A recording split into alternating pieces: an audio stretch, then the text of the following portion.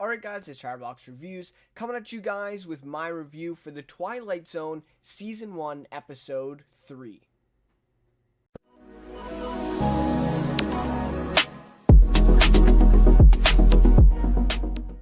Alright, so I just finished checking out the Twilight Zone Episode 3 of Season 1, and so we're back kind of on the regular schedule now for going forward with this show, which will be, I believe it's 12 a.m. Pacific time that it'll be released on Thursdays, but then 3 a.m. Eastern. Very similar to the Netflix kind of schedule that they have, where they say the show comes out on Friday, but it really is Friday. It's 12 a.m. Pacific time and 3 a.m. Eastern time. So I think CBS All Access is going with the same type of schedule for this show, and what I'm really curious about is to see the viewership. Of course, they probably will not release the ratings or the viewership, or at least they won't be that accurate if they do. But I really do want to see how the kind of trending of the viewership and the ratings goes after the first two episodes, because they put episode 1 on YouTube for free that you could watch, and it seems as though season 1 episode 2 were kind of easily available, right, on Amazon or Hulu or these other platforms. But now I think they're gonna get really kind of specific in the way that they're releasing these episodes, and I think it's going to be really kind of exclusive to CBS All Access. And so we'll have to see if it actually does garner more people subscribing to CBS All Access in order to see this show. I don't know if it will. We haven't seen that quite yet with Star Trek Discovery, I'd like to say. Obviously, some people have subscribed, or many people have subscribed, but I don't think they've quite had a show that's kind of catapulted them into that success that they probably have thought they might get at this point with CBS All Access. So we'll have to see how that goes and how these future episodes are attracting people to actually subscribe to CBS All Access to watch this. So anyways, with this episode, I thought it was the most thought-provoking episode so far out of the three. Definitely kind of the most impactful episode, if you will, kind of tackling the social issues, which the original Twilight Zone was really great at doing as well, if you look back at that. And I think the first episode, the comedian, right, it was kind of a very small concept, very low stakes involved, but did a good job of kind of establishing that Twilight Zone tone and theme within such a small concept. So I think it was a good way to start off. And then last episode, stakes were a little bit higher, right? A little bit of a small concept again. Obviously exploring a little bit of a kind of a social issue or social construct, I guess, if you will, in the plot of that episode. But this episode is truly unmatched in that department, I think. It's definitely, kind of very in-your-face kind of episode that really makes you think.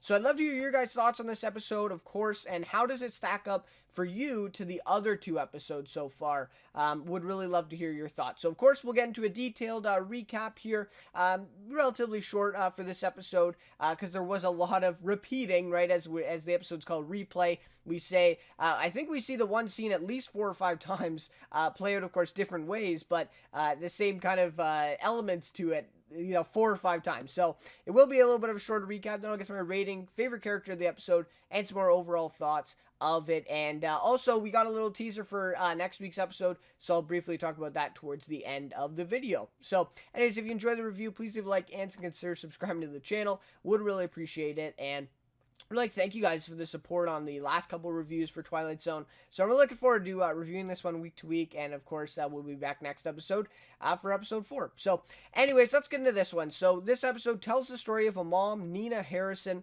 who's sending her son Dorian right off to college and recording their moments that day that they're driving him off to college with an old video camera or camcorder, which was also her dad's. So it does have some significant kind of impact for her life as well, instead of just being a video camera, right? And it also symbolizes so much more, just as the mic for the comedian did, and the kind of podcast or the MP3 player did for episode 2. And you see that in the end credits for these episodes as well, where they'll have that one item of the episode in the last kind of shot of it, and then they'll run the credits over that. And I think that really pushes home, the point of, okay, this is an object that's central in the episode, but it also means a lot more. And in both episodes, or all 3 episodes so far, it really has. So I just wanted to make that point as well. But anyway, so however, as she presses rewind on this camera to reverse, just a little embarrassing video, right, of her son squirting ketchup on himself. So it just seems like a nothing thing, right? They're just going to rewind it a little bit so that's, that video is gone, or at least that's what Dorian wants. So she also, with pressing rewind in this moment, rewinds all time, right? She rewinds all time, not just erasing that video, but also, the everything, right? The whole time. And of course, she is the only one that's involved in this type of Twilight Zone, kind of alternate universe with this time change, right? Or in this kind of, alternate universe, time-wise, right? And so anyways, so then Peele comes in with our beginning here, which is great. I love it because he comes in kind of twice in this episode, though I will say that he doesn't actually appear in the last one. And so that was a little bit different than the last 2 episodes. I like when he's kind of there in the scene, right, placed in the scene, but no one kind of acknowledges him, right, and then he says the message, and I loved it in this as well. So with this, of course, we get introduced to what we're going to see in the episode, and he says, ultimately, basically, of what he says, it symbolizes Nina having to relive her troubled past as she has left it behind in order to provide a better future for her son. So that's kind of the main central theme, or at least that's what Jordan Peele says is the main central theme of the episode going forward. And of course, like I said, obviously putting in that Twilight Zone idea right away, just as the other 2 episodes did as well. A little bit of a shorter intro this episode, which I feel that works a lot better. It was about 4 minutes or something like that. The last couple episodes, I think the first one was like 10 minutes before we even got to Jordan Peele. And so I do feel like, and this is about a 45-minute episode.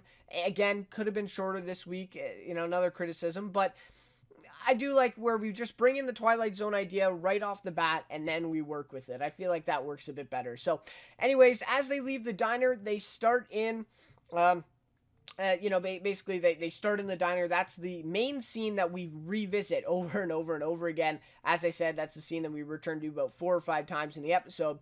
And so anyways, as they leave the diner, right, they are pulled over by a police officer, Officer Lasky, we find, and thus begins kind of consistent negative encounters with the same officer, right? Officer Lasky, played by Glenn Fleshler, by the way. Sanaa Lathan plays Nina Harrison, and of course Dorian's played by Damson Idris. So I do want to mention them. But anyway, I will mention them a little bit later as well. But anyway, so throughout the day, this officer kind of constantly encounters constantly with this same officer throughout this time for different things, right? Despite Nina's best efforts in rewinding the tape to avoid him, we see it throughout the episode, but just in the beginning here, about 2 or 3 times where she's rewinding the tape, going a different direction, taking a different street, right? Try to get away from him, and in every instance, he still finds them, and they have an encounter with him, which always ends up being bad for her son, right? And so anyways, it seems as though he just keeps finding them, right? So they get pulled over twice. He comes to their hotel room after she kind of decides to stop there so that they won't run into him on the road, right? And then we see that her son gets shot in the parking lot of the diner as they return for another, she rewinds it again. So obviously, and that one's probably the most negative or the most kind of serious one. Before that, it looked as though the son was going to get tased, or he was kind of getting a little violent with him. But in that one, I mean, her son gets shot and killed, right, by Officer Lasky. And so constant encounters with this cop, and they just can't seem to get away from him. Any way that they try, right? Any way that they try, they can't get away from him. So then we see them, they pull over at this kind of on the side of the road, right? And Nina tells Dorian what has been happening, right? And so throughout the episode, we see her reactions to this rewind and what kind of effects that has on her. And Dorian just constantly says, "Are you okay, Mom? Are you okay?" Right? It did get pretty repetitive after a while. But anyways, and that was the whole point of the episode, right? But at this point, she finally comes clean with him and tells him why she's having those reactions and what's happening to her, at least, what she is seeing right now, right? So they figure the only way to stop the loop of encountering this officer and something bad happening to Dorian is to go a different way to the college than they have tried before. And in this case, it involves going to her brother's house, or Uncle Neil, as Dorian refers to him, as she was avoiding all along, right? So perhaps because of her past at that neighborhood, that's why she's avoiding going back to the brother's house.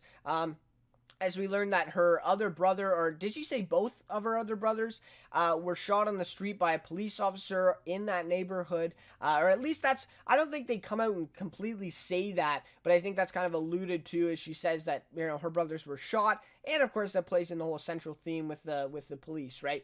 So I think that's what's kind of inferred there, that her brothers were shot and killed, or at least one of her brothers was shot and killed by a police officer there in that neighborhood. So this kind of fuels the fear, or distrust, right, in the police, which has marked this alternate universe for her, right, and kind of reminding her of her difficult past. So maybe that is why, with this whole rewind thing of revisiting her history, that's why, this Officer Lasky is at the center of it, is because that is what has kind of marked her past. And of course, this is kind of bringing up, her past that she, to this point, has been kind of unwilling to go back and explore, and obviously, right, because it's been so difficult, and in a situation like that where her brother was shot. So anyway, so she gets back to, her brother's house, Neil, here, and is kind of starting to mend that a little bit and explore her past, which again really plays along with what Jordan Peele said at the beginning, with her kind of unwilling, right, to relive that past. And so there you go. So then she tells her brother Neil about what has been happening, right, basically what she told Dorian, right, about the rewind and how the camcorder is magic, she says in the scene. So he says that he believes her, right? Neil says he believes her, and so that obviously brings her some comfort. Whether he actually believes it, okay, maybe, but I think he mainly is just doing it to kind of bring her comfort. And of course, she is now returned, right, to his house for the first time, and they've kind of, met, and we know that she didn't even come back for their father's funeral. So we know it's important to Neil as well that she's there, and so I think he obviously wants to comfort her as best he can. So anyways, so then we see that Neil and Nina and Dorian, right, they devise a plan to avoid the cop, Officer Lasky, right, and get Dorian to school, right? That's kind of the mission at this point, to get Dorian to school without having another encounter with this cop and something happening to Dorian, right, before he can get there.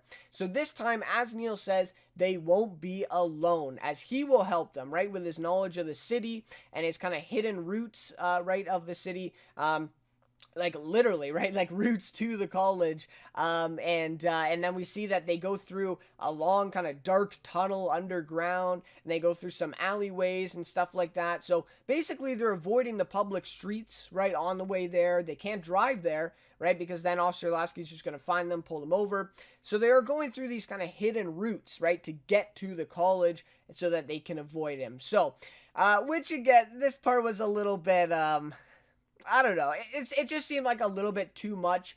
That he knew of these hidden tunnels, and they had to go through kind of dark tunnels, and then they come up at this part, and it's like right on the campus, and it looked like they came in someone's backyard or something. So it was a little bit of a stretch there. I think I got the alleyways. I think that was really smart, but the tunnel, a little bit too extra for me. But anyways, I get, obviously we get the point. They're trying to avoid Lasky, and they're taking kind of secret routes with Neil's help to get there. So anyways, so they arrive at the college finally, right? And they start walking kind of towards the gates of the college, right? It's finally time. They got there, and as they walk towards the building, the officer shows up again. So Officer Lasky makes an appearance and shows up. So this time, extremely violent, right? Just right off the bat. Before, it seemed as though he had kind of, not a legitimate, but he made up at least an excuse, right, of why he was pulling them over, or, why he was kind of harassing them, right? But this time, no excuse. He's just really, really violent. He gets out of his car, points his gun at them immediately as he tells them to stop, right? and then he wants to talk to them and whatever. And again, right, like not really any excuse for this at all at this point. They're just walking towards the college building. They're walking down the street, and he just pulls up and draws his gun, right? So then his backup comes with more cops who draw their guns as well. So now we have a really, really escalated situation with Nina, Neil, and Dorian, and all the rest of the people there, right? And all these cops are now drawing their guns at all these people, specifically Nina, Neil, and Dorian. So then we see Nina confronts him with the camcorder in hand. And then, she gets really close to him, as Neil is already. Dorian then suggests that she rewind it again, right? Let's rewind. We'll try it again, Mom, right? I think that's what Dorian says. But instead, Nina hits record instead of rewind. So this was a huge turning point in what the episode had been the whole way through, right? So this symbolizes her finally facing her past instead of rewinding the tape, right? And I think that's what the kind of central theme of this was, right? In that she was kind of, revisiting or refused to revisit her past, but now finally, as she did, instead of rewinding, instead of just trying again, she faced it right there and hit record, right? So then everyone around her, after she hits record, starts filming as well. They start filming the situation, and basically now we get the idea that there are witnesses, where in all other situations throughout the episode, there were no witnesses, right? There was no one to take that video or hold Officer Lasky responsible in these scenes, right? So then we see Officer Lasky furious, right? I mean, it looks just like he's has a lot of rage, right? He is just furious that all of a sudden she has faced him, right? Instead of kind of rewinding or, kind of backing down a little bit, right? And so his partners then tell him to stand down, right? They tell him to come back with them, and that, that he's basically lost the situation at this point, right? Because everyone's recording. There's so many witnesses here, and now that he can't really do anything. And so his partners tell him to stand down, right? And Nina tells Dorian to walk through that gate, right? Now, because his partners told him to stand down, he kind of has to retreat a little bit. Now, Dorian gets the chance to walk through that gate. And so to me, this symbolized the fact that the cop and his discrimination was holding Dorian back from going to college and being successful. And I think that's the main kind of central theme that they were pushing with this cop constantly harassing Dorian and Nina throughout the episode, and constantly having negative effects on Dorian, right? And not letting him get there, right? Not letting him be successful. So I think that was the whole symbolization of all the situations in this episode, and then finally that last situation, right? So Lasky then puts his gun down and walks back to his car, and Dorian walks through the gates to the college. So obviously, like I said, right, feeding into that symbolization of him finally getting the chance to be successful and going to college when Officer Lasky was forced to kind of stand his ground and retreat back to his car in this situation. So obviously a big kind of switch or turn in the episode at that point. So then we get Jordan Peele at the very end. We get a little bit of a time skip here where Dorian has a child, and it seems as though he's in a successful life. Nina still videotaping him with the camcorder, right? And then we see that Dorian's young daughter, right, breaks the camcorder accidentally on the floor. And so that is kind of symbolizing, I guess, the end of the whole rewind alternate universe for Nina and Dorian in that, and it's an impactful scene because it shows then, because of that situation, because he was able to go to college, be successful, now the whole kind of alternate universe has ended. So then we see Jordan Peele come in at the end, but we don't really see him, right? Because he actually doesn't appear, which again was kind of frustrating. I really liked when he appears at the end of these episodes and says these final messages. I really like his on-screen charisma, and so to just hear his voice here was a bit disappointing. But nevertheless, he says Nina Harrison found that only by embracing her past could she protect her son's future. And it was love, not magic, that kept evil at bay, but for some evils there are no magical permanent solutions, and the future remains uncertain, even here in the Twilight Zone. So, and then we get a little sound of a siren right at the very end, and the episode ends. So, a very kind of right, we see this all in the other two episodes too, right? Kind of pushing home the point of the theme that they were trying to push here, or kind of the symbolization of the story, if you will, of what they were trying to put through here. And again, this one is actually a little bit different than the beginning portion, I think, a little bit, where he was basically saying her kind of reliving her troubled past, right? She put that behind herself in order to provide a better future for her son, but she found out, right? She found out that no, she had to relive her past in order to do that better future, to truly give the better future for her son. She had to relive that past and revisit it and face that, right? And so I think it's obviously a kind of switch, if you will, right, in that whole thing, and kind of a lesson learned, if you will, through the episode. So there you go. That is the end of the episode. I really did like the kind of touch there with the sirens at the end, kind of reminding us again of that prevalence, right, in the episode with Officer Lasky and that whole situation there with the symbolization of the kind of police and Nina and Dorian in those situations as well throughout the episode.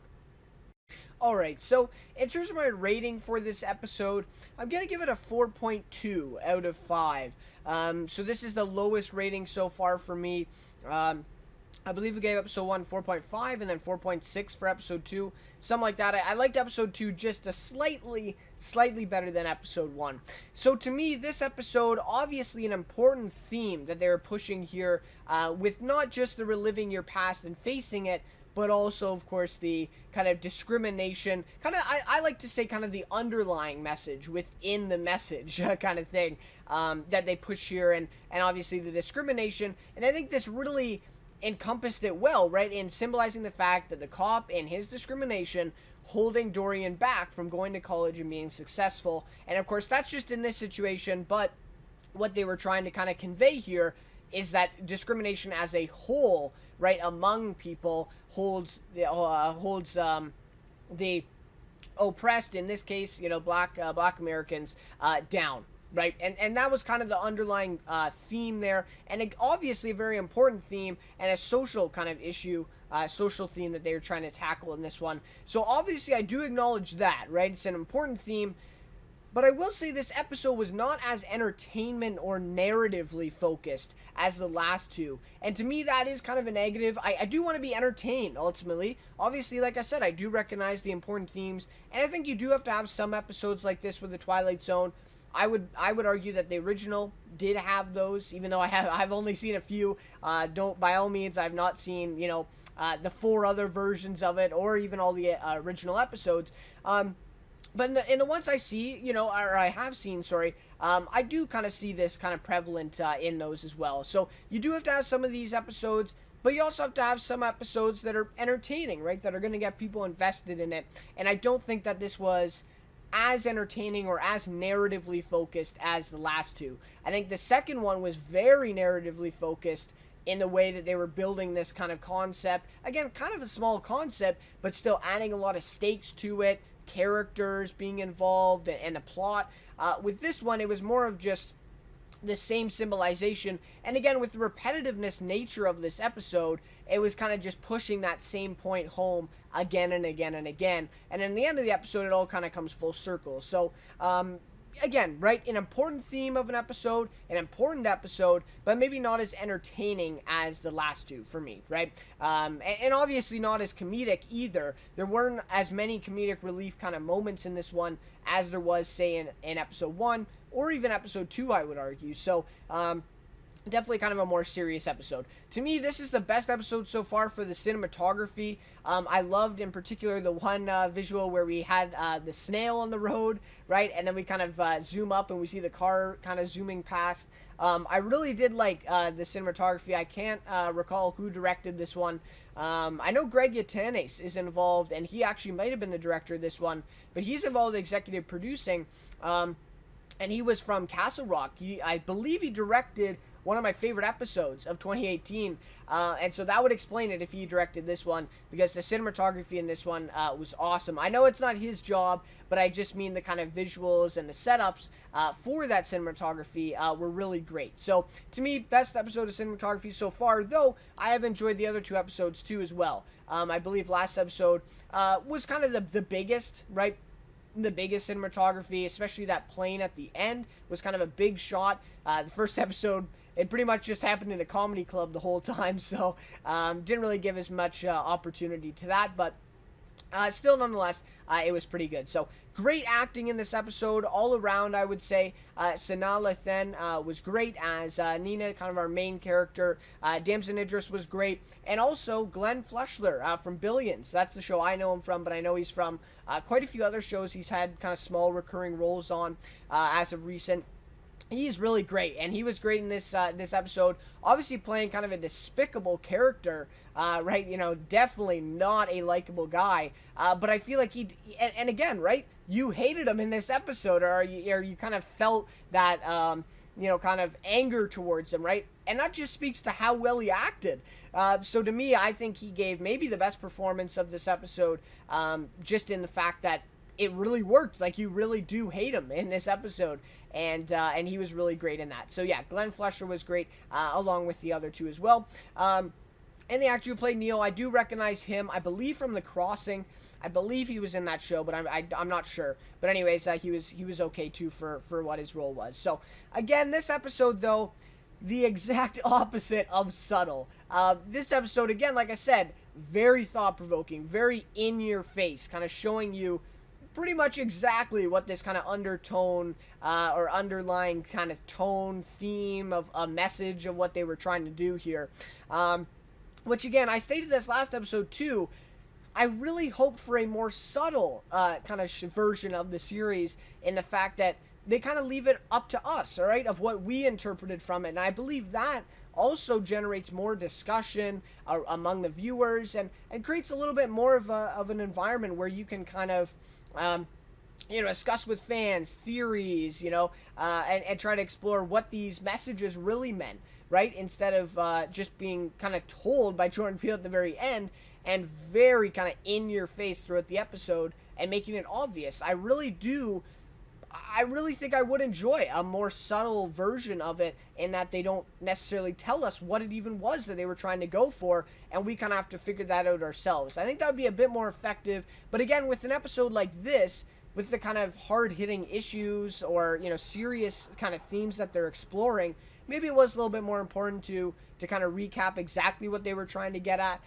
But again, I just feel like it's the exact opposite of subtle, which is what I was kind of hoping for in this series. So, to me, this episode was the worst in that, of course. But again, I think you could argue that it was maybe the most important episode. So, there you go. You know, it's just finding a balance between the two, ultimately. And we'll have to see how they handle that in the future episodes. So, anyways, favorite character for this one, I'm going to go with Dorian Harrison. I did like his character, Damson Idris. Of course, he's in Snowfall. Really great in that. I've only seen the first few episodes of season 1, but he is, yeah, I think he's really great in Snowfall. I believe it's on FX, I believe. But anyways, Dorian Harrison, kind of more relatable character to me, but I did really like Damson Idris's take on it. And yeah, I really liked his performance in this episode. And obviously, the main character for this episode was Nina, right? Was Nina, but I feel like Dorian was actually the one feeling the effects of her actions instead of her herself, which we saw in the other two episodes. The main character was feeling their actions and their choices, the consequences of their choices, right? But in this episode, it was actually Dorian who was more feeling, who was like physically feeling more of the consequences of what was going on with Nina and her rewinding of the tape, if you will. And so I did feel like that really worked well. And again, Damson Idris was really great in this role. And the acting all around, though, was really great. So anyways, guys, that'll just about do it for my review of this episode of The Twilight Zone. Really looking forward to next episode. The preview for it looks awesome. Stephen Young's in it. I'm down, right? Huge Walking Dead fan. So anything that Stephen Young is in, I'm going to check it out. And I'm really excited. The preview looks really awesome, really kind of eerie tone for this one.